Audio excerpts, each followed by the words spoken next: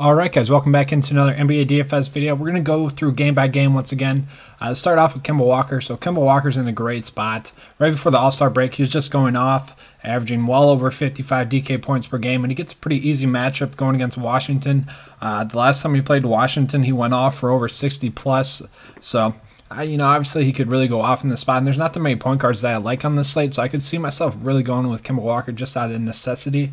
So he's not going to be a horrible option. The next play that I like in this game, there's not that many plays that I like in this game. Jabari Parker is going to be a fine option for us, though. You look at what he was going off pretty much every game except for that one game since he's joined the Washington Wizards. Even with that one game, he's still averaging well over his projected value that he needs to hit to exceed that value. So I like him as a solid play. You could go with Cody Zeller or Bobby Portis as well if you wanted to do a game stack. I don't really like those plays that much. I think I'd rather just move on from that game. You could definitely go with Parker, though. He makes for a great GPP option. With that upside, he could easily just go for 40 DK points, so I do like him. In this next game, Indiana versus the Pelicans.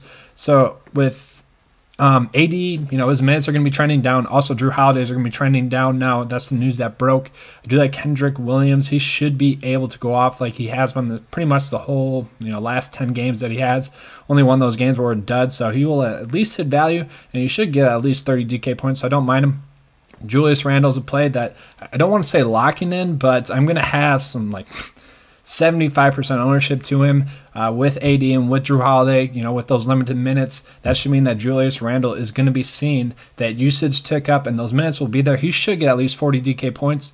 So we just got news that Miles Turner is ruled out, so we can just easily go in and lock in Sabonis here. Sabonis should at least get 35 DK points tonight. He has the upside to go for 40 DK points.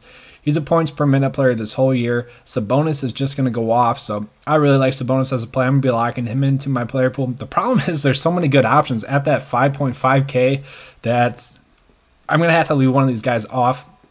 So I'll be putting in Sabonis into my lineups, right before lock. So the next game, Chicago versus Orlando, there's not that many plays I like. If Chris Dunn's out, this is not going to be a horrible option, but that's only if Chris Dunn's out. Other than that, there's not that many plays that I like in this matchup. Vucevic could easily go off. He did go off against them the first time that they played, but his salary was much lower then. So, that's kind of more of a hit or miss game. I don't like it that much. The San Antonio game, obviously, DeMar DeRozan going against his former team. I think we can easily just lock in DeMar DeRozan. He's going to go off tonight like he did in his first matchup when he went for over 50 DK points against the Raptors. He's going back to Toronto. It's going to be a great game for him. He's going to go off. Other than that, there's not too many plays I like on the Spurs side of the ball or on Toronto side of the ball. Toronto does like to run too big, so that'll be interesting to see what they do. This next game, I really like Andre Drummond. Andre Drummond has won for over 50 DK points in each of the matchups against the Atlanta Hawks. The Atlanta Hawks really struggle against bigs. Andre Drummond is just one of those plays I'm going to have some high exposure to. He is my favorite center on this play. Hey, I saw that question come in. I'll get to that at the end. Don't worry about that. Trae Young, he's going to be an interesting option as well. Really don't mind him as a play. He has been going off, but this is going to be more of a game stacking option. He hasn't done that well against Detroit so far this year, but obviously Reggie Jackson, not the best defender, but also Reggie Jackson has an easy matchup going against Atlanta. His usage has went up recently, so I don't mind him as a play. Now, one of these other guards against the Atlanta Hawks is going to go off. I don't mind the options there. Not off. They're going to hit value. They're going to go for 25 DK points. One of those two are going to be fine options. Same with Luke Kennard. I do think he'll get around 22 DK points. Not going to be a horrible option, but I don't love it. So you can go with one of those guys if you're looking for some value. But there's some better value later on in the video that you'll see. So that's all that I like from that game. Let's go into the Minnesota-New York game. Now, Karl Anthony Towns is ruled out. I think we just lock in Dario Saric. Now, that car crash, it's kind of a weird incident that we're only hearing about it today. We'll kind of have to wait and see. He didn't participate in shoot-around, so it normally means that he's going to be out. So I do like Sarge. He's been starting recently, and with that, he's averaging, he's averaging 25 DK points since he's been starting. He should at least hit that tonight, especially if Towns is out. Then you would just have to lock in Sarge. But even still, at that price point, I do think Sarge is going to exceed value, so I like him. He's going to be a strong option for me on this slate.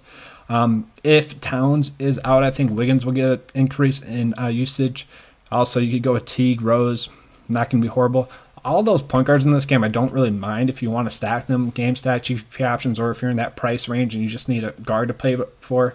Not going to be horrible. So it just kind of depends on your build, how you're making it. I do like Mitchell Robinson as an option. I've kind of been playing him this whole last month, and he's pretty much been dominating for me.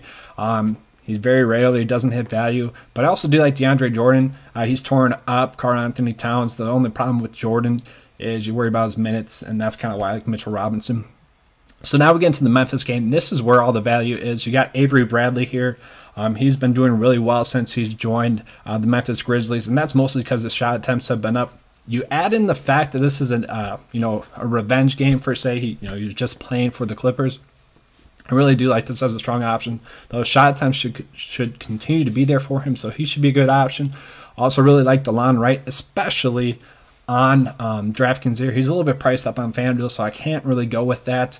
But he's not a horrible play.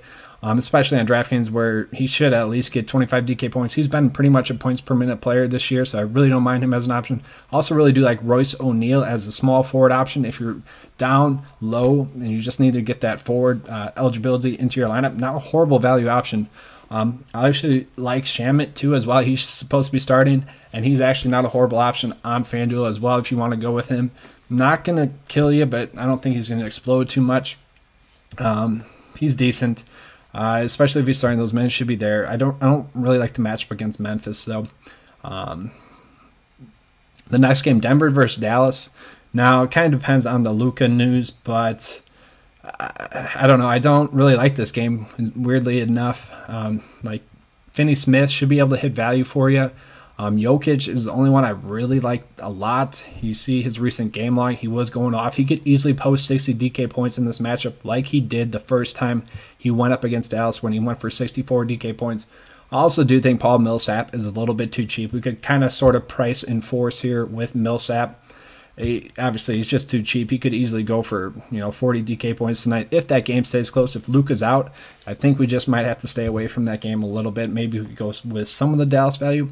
Now the last game of the night, I do like the Russell Westbrook Paul George stack. I've pretty much done it this whole last month. I'll continue to do it, at least with one of my lineups. It just makes for a nice, safe 120 DK points build, and I really like running it back with Ricky Rubio.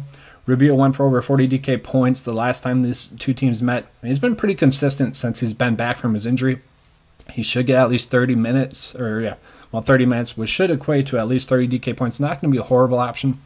Like I said, I really do like Paul George. I don't like him on FanDuel. He's a little bit priced up too much on FanDuel, where he's about the same price as Westbrook. So I think on FanDuel, I'm going to be putting Westbrook into my builds and then kind of staying away from Paul George. So that's kind of the lineup I'm rolling with right now. I'll take a couple questions right now before we end. So on FanDuel, I actually was struggling quite a bit with the build. I know I actually went with Check Diallo as a value option, kind of hit or miss GPP option. I didn't really like it. I went with Westbrook. I went with Rab as my other power forward. I went with Sarge as my power forward. I actually did go with Paul George in that build because I wanted to game stack it with Paul George, Russell Westbrook, and Ricky Rubio. So that's the route I went with. I also put in Barry Parker on FanDuel just because he's too cheap. You only get that one position eligibility. And then I actually went with Joakim Noah as well as the center on the FanDuel lineup just because I think he's too cheap on FanDuel. And, you do get that one spot where if they don't hit, not going to be a horrible option. I didn't really like having Rab and Noah in the same build, but, one of them are going to go off, and maybe both of them can go off. It's not that hard to see, so not a horrible option. But that's all I got for you guys. Hope you enjoyed the video. Please like and subscribe. If you're watching, I appreciate it. Almost to 500 subscribers. Might do a little giveaway once we get there. All right, thanks, guys. Let's keep cashing.